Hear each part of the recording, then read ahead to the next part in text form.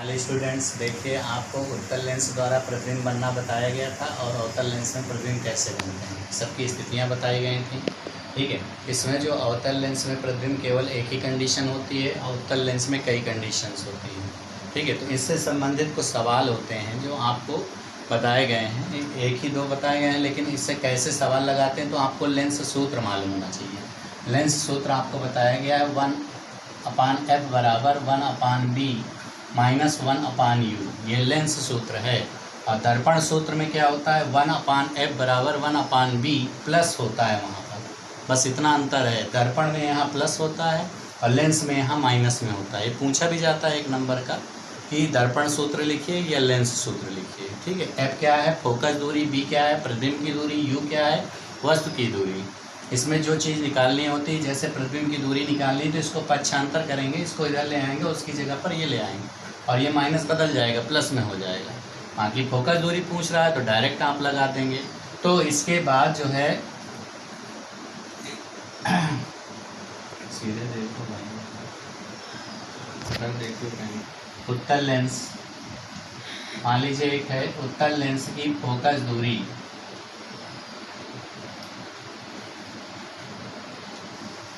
मतलब उत्तल लेंस की 23 सेंटीमीटर की दूरी पर, उत्तल लेंस के 30 सेंटीमीटर की दूरी पर 20 सेंटीमीटर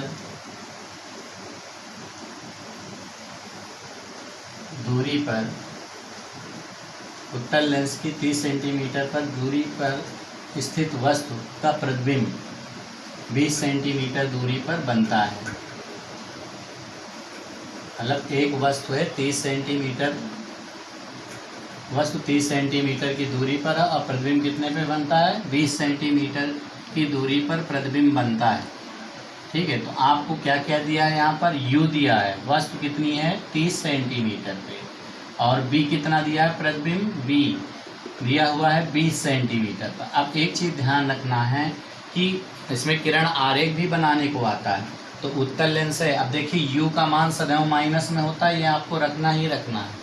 ठीक है, और v का मान क्या होता है, प्लस में होता है। ठीक है, क्योंकि क्या है उत्तल लेंस है, तो यहाँ पर ये प्लस में ही रहेगा। यह आप चाहे रखो, चाहे प्लस बनाओ, चाहे ना बनाओ, केवल माइनस नहीं रखना है। और उत्तल लेंस है तो b का मान प्लस में होगा। क्या निकालना है, फोकस दूरी निकालना है।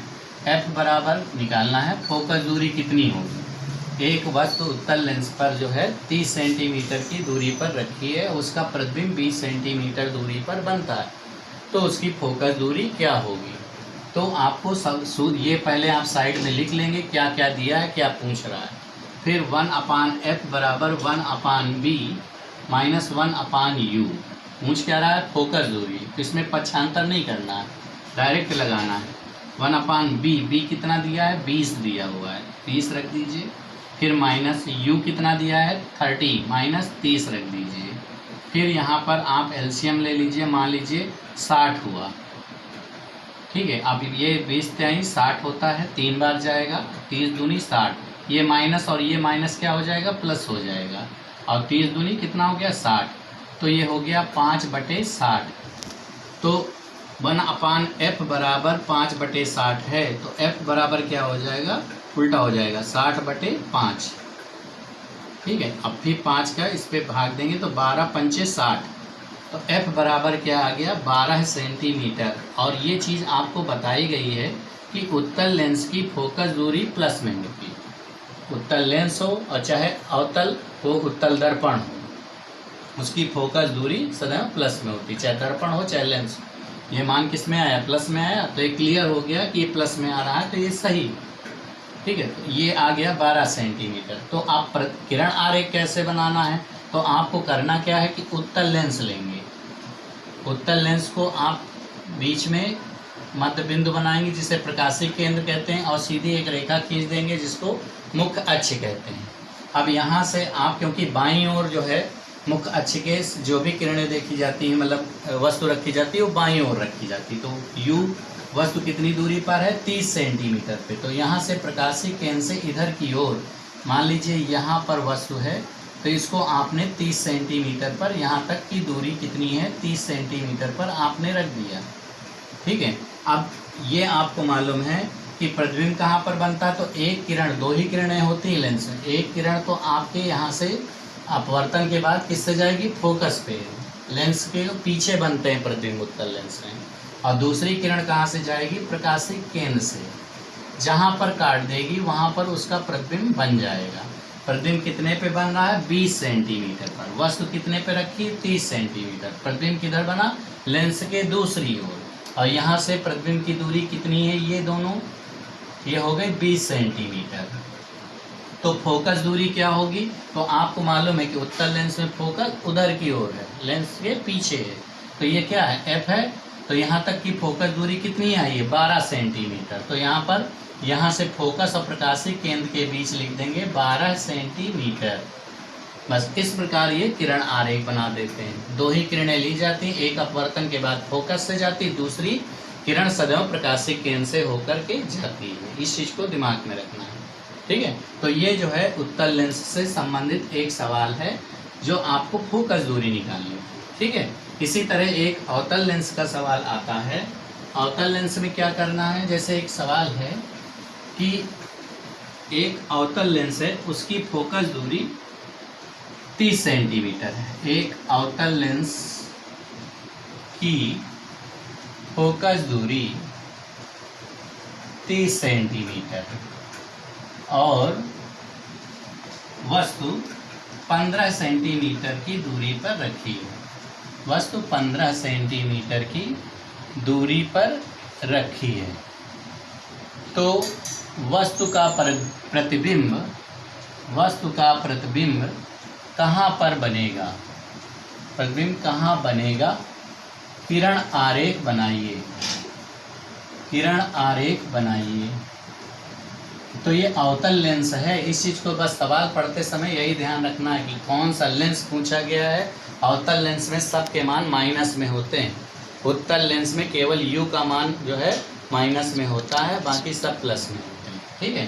तो अब इसमें क्या करेंगे, कैसे सॉल्व करेंगे, तो यहाँ साइड में लिख लेंगे, ठीक है। साइड में कैसे लिख लेंगे, क्या आंसर करेंगे, फिर यहाँ पर आप साइड पे लिख लीजिए। फोकस दूरी एफ दिया है 30 सेंटीमीटर, लेकिन अवतल लेंस है तो यहाँ माइनस फोकस दूरी होती है। अवतल लेंस में फोकस दूरी माइनस में होती है, तो -30 होगा।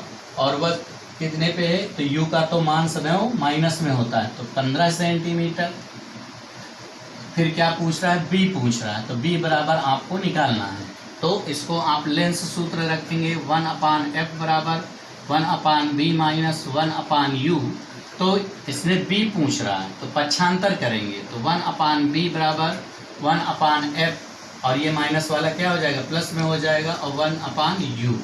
b की जगह f आ जाएगा, और f की जगह b चला जाएगा, और माइनस की जगह प्लस हो जाएगा पक्षांतर करने पर।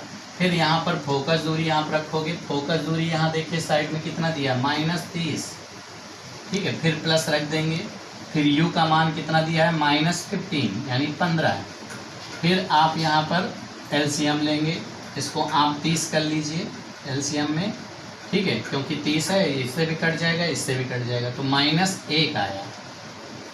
30 में कितना है, -1, एक बार जाएगा, ठीक है। 30 के अंदर 30, तो ये माइनस का है तो 1 आया। फिर प्लस माइनस का क्या होता है, माइनस होता है, प्लस माइनस का माइनस होता है, मैथ में बताया गया होगा। ये माइनस रख देंगे। फिर इसको आप 15 कितनी बार जाएगा, 2 बार, 15 दूनी 30, 2 आ गया। अब यहाँ पर देखिए ये माइनस है और ये माइनस है, ठीक है। अब माइनस का ज़्यादा है, माइनस माइनस क्या हो गया, प्लस हो गया, ठीक है।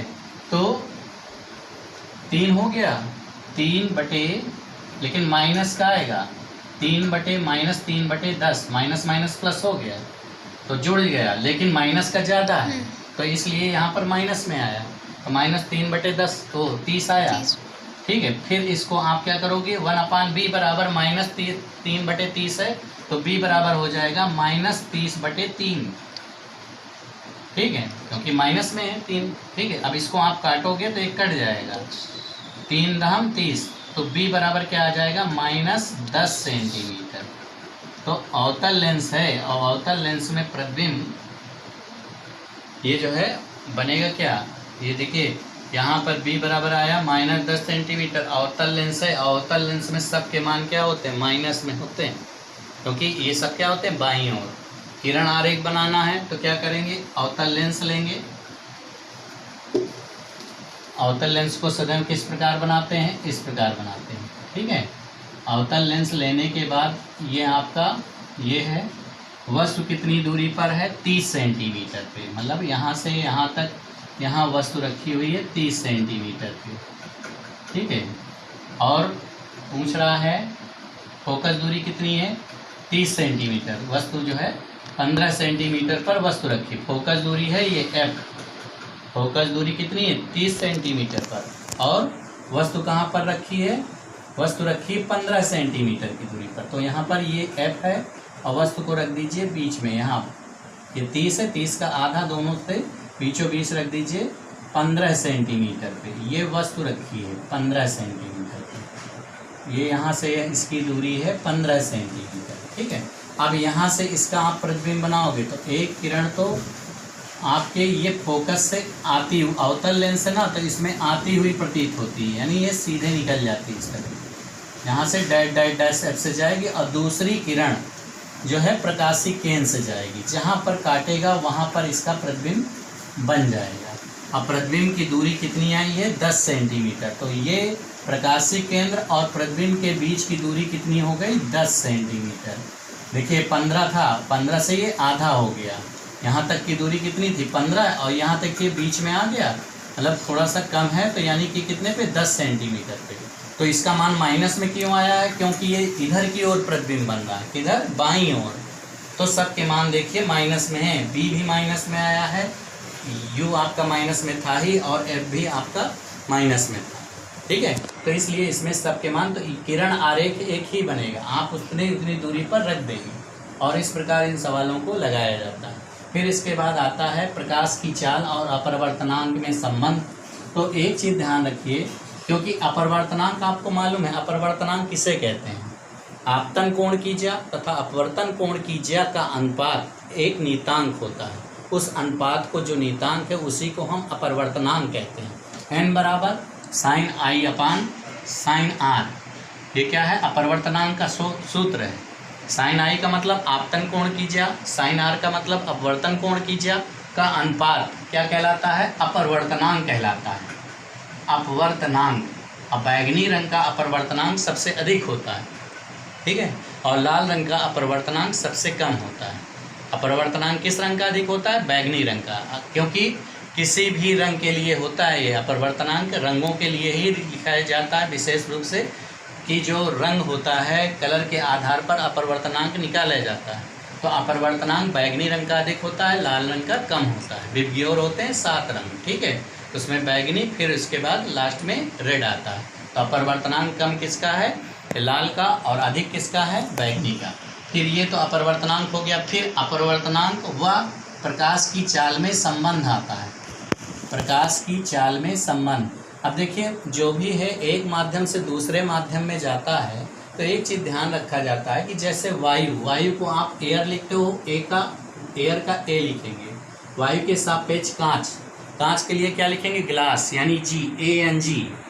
एन क्या है, अपरिवर्तनांक, ए का मतलब वायु और जी का मतलब ग्लास, कांच। वायु के सापेक्ष कांच का अपरिवर्तनांक ANG।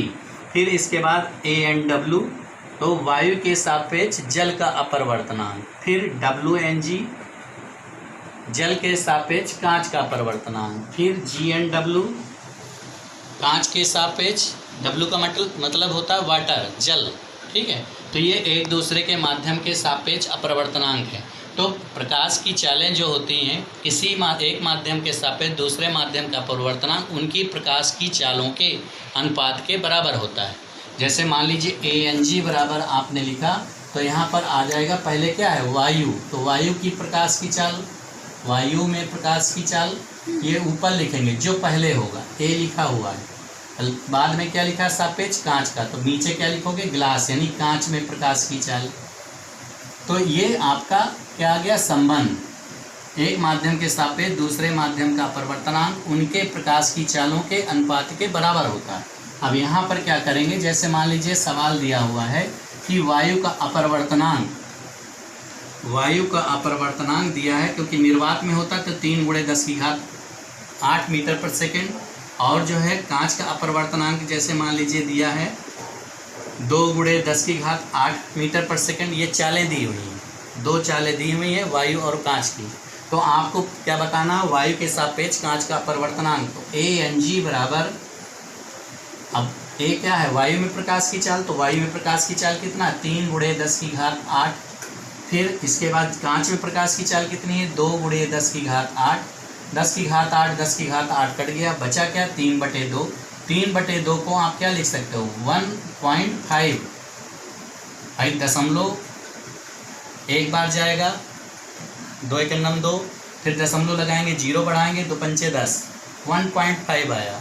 इसका कोई मात्रक नहीं होता, इसका अपरिवर्तनांक का। क्यों नहीं होता, क्योंकि ये क्या है, अनुपात है, और अनुपात का कभी मात्रक नहीं होता। तो अपरिवर्तनांक है, अपरिवर्तनांक क्या होता है, अनुपात, इसलिए उसका मात्रक नहीं लिखा जाता। तो वायु के सापेक्ष कांच का अपरिवर्तनांक Ang बराबर हो जाएगा 1.5। ये इसका आंसर हो जाएगा। ठीक है, तो इस प्रकार ये सवाल लगाए जाते हैं। प्रकाश की चाल, जो माध्यम दिया हो पहले उस माध्यम को उसकी चाल लिखेंगे, जो लास्ट में दिया हो उस माध्यम की चाल को नीचे लिखेंगे। ये अपरिवर्तनांक होता है, n से लिखते हैं अपरिवर्तनांक को। फिर इसके बाद जैसे एक सवाल है कि मान लीजिए वायु के सापेक्ष कांच का अपरिवर्तनांक 4/3 है। वायु के सापेक्ष कांच का अपरिवर्तनांक 4/3 है। तो कांच के सापेक्ष वायु का अपरिवर्तनांक बताइए। तो देखिए, वायु पहले है तो A लिखेंगे, फिर अपरिवर्तनांक को n लिखेंगे, किसके सापेक्ष, कांच, तो G लिखेंगे। Ang बराबर हो गया 4/3। तो GnA बराबर क्या हो जाएगा, GnA उल्टा, क्योंकि जो वायु के सापेक्ष कांच का अपरिवर्तनांक कांच के सापेक्ष वायु के अपरिवर्तनांक का व्युत्क्रम होता है, उल्टा होता है। जो चीज़ पूछ रहा है उसको उल्टा कर देंगे तो वो बटे में आ जाता है। तो यहाँ पर देखिए, ये GnA बराबर हो जाएगा 1/Ang, क्योंकि कांच के सापेक्ष अपरिवर्तनांक उसके सापेक्ष अपरिवर्तनांक का व्युत्क्रम होता है। तो यहाँ पर 1 क्या हो जाएगा, 4/3। ये बटे के नीचे बटा है तो 3 ऊपर चला जाएगा, तो 3/4 आ जाएगा। तो कांच के सापेक्ष वायु का अपरिवर्तनांक 3/4 होगा। इस प्रकार इस सवाल को भी लगाते हैं। तो इस प्रकार प्रकाश की चाल, उत्तल लेंस के सवाल, अवतल लेंस के सवाल, आपको सभी सवाल बताए जा चुके हैं। अभी इसका एक इमेज दिया जाएगा, कुछ सवाल दिए जाएंगे, उनको समझिएगा। बाद में इनके कुछ सवाल आपको सेल्फ करने होंगे, जो आपके NCERT राजीव प्रकाशन की बुक में दिए हुए हैं। ठीक है, थैंक यू बेटा।